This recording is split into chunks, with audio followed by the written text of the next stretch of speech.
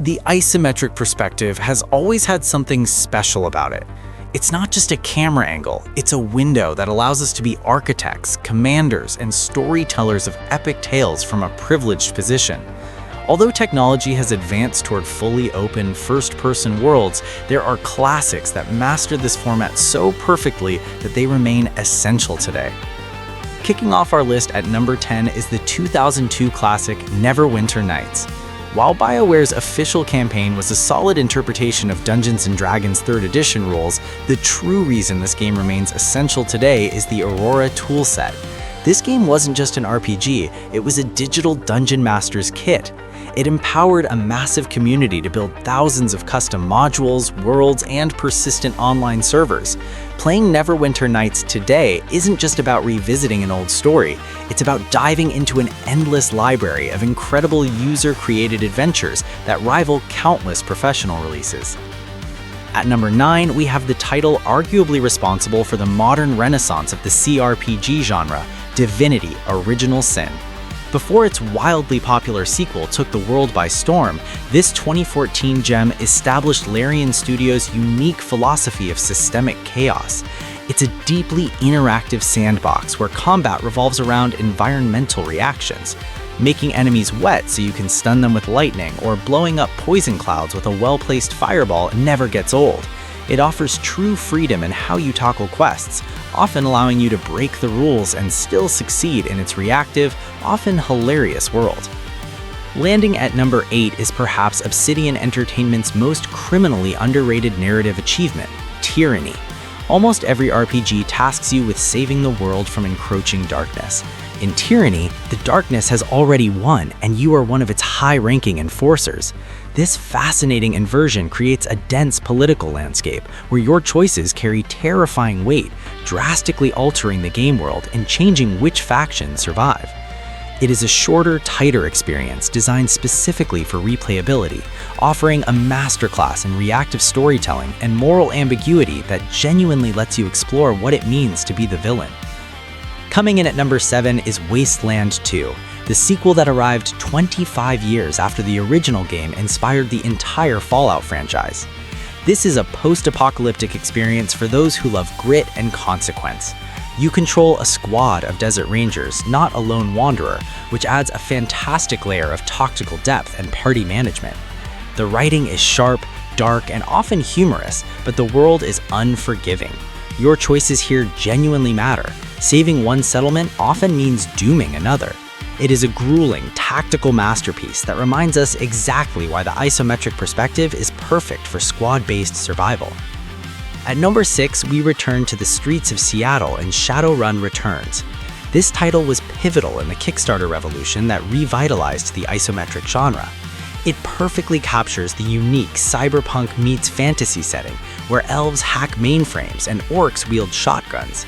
While the campaign is relatively linear compared to massive open-world RPGs, it delivers a tight noir-inspired mystery that oozes atmosphere.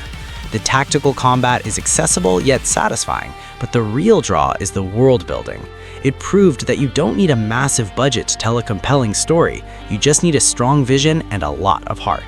Number 5 switches gears from deep strategy to pure, unadulterated fun with Baldur's Gate: Dark Alliance. Unlike its CRPG cousins, this is an action RPG built for consoles, and it remains one of the best couch co-op experiences ever made. It strips away the complex D&D rules in favor of visceral hack-and-slash combat and addictive looting. Visually, the water effects were mind-blowing for the time and still look surprisingly good today. If you want a game where you and a friend can just pick up a controller, slay hordes of monsters, and feel like powerful heroes immediately, this is the absolute gold standard.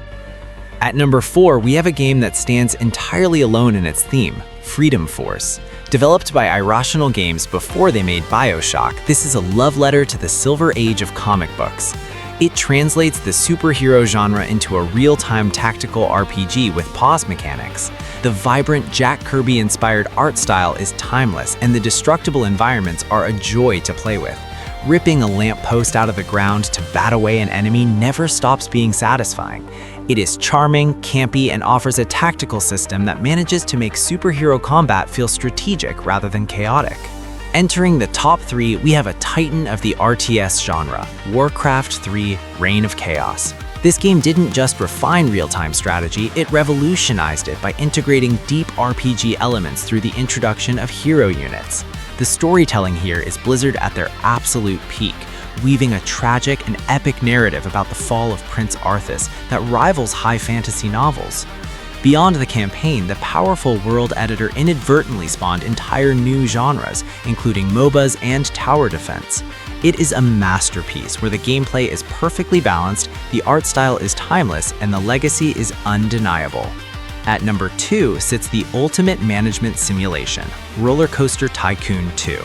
While modern park builders exist, none have quite captured the charm or the tight assembly language programming perfection of this Chris Sawyer classic. It runs flawlessly on anything and offers a level of creative control that is staggering. From designing physics-defying coasters piece by piece to micromanaging the price of balloons, every mechanic serves a purpose.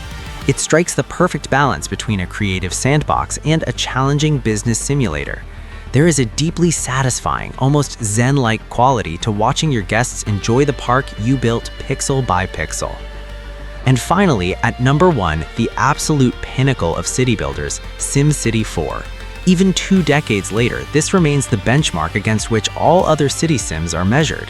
It introduced the concept of region play, allowing you to connect multiple cities into one massive economic ecosystem. The simulation runs deep. Traffic patterns, pollution, taxes, and zoning all interact in complex, realistic ways that reward careful planning. It is challenging, sophisticated, and endlessly replayable.